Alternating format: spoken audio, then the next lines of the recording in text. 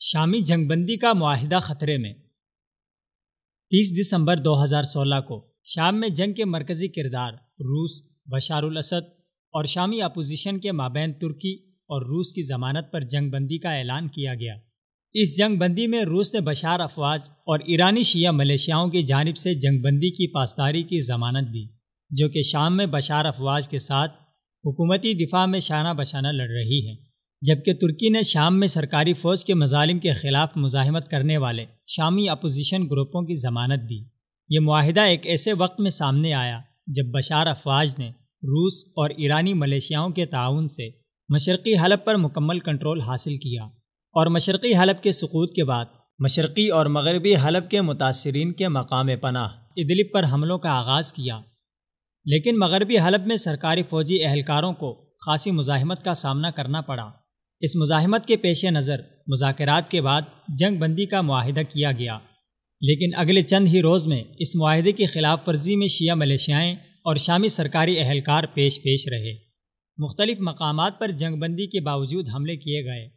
جس سے آغاز میں ہی خدشہ پیدا ہو گیا کہ حسب سابق یہ جنگ بندی بھی فقط لفظی کہانی پر مشتمل کاغذی معاہدہ ہوگا،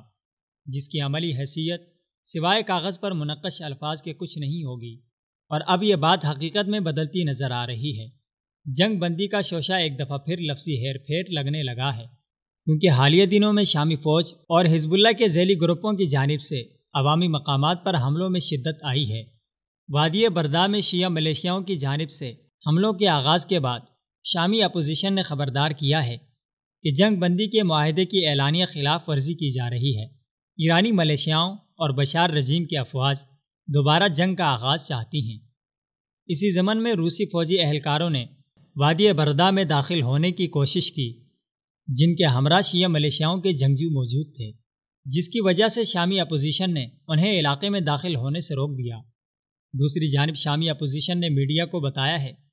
کہ 30 دسمبر کے بعد جنگ بندی کے دوران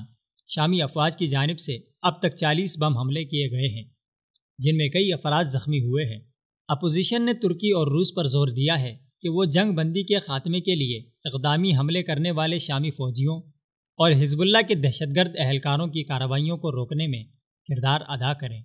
یاد رہے کہ وصال اردو اپنی ایک حالیہ رپورٹ میں خدشہ ظاہر کر چکا تھا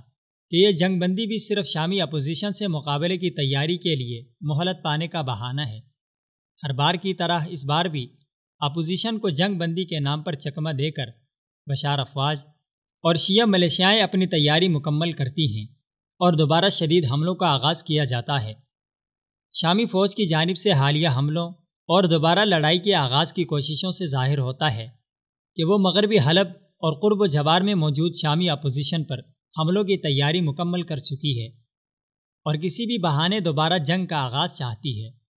اس صورتحال میں جنگ بندی کے ضامن روس اور ترکی کا فرض بنتا ہے کہ جنگ بندی کے معاہدے کو برقرار رکھنے کے لیے اپنی ذمہ داری نبھائیں، تاکہ حلب جیسے سانحات اور بھیانک انسانی المیے دوبارہ دیکھنے نہ پڑیں۔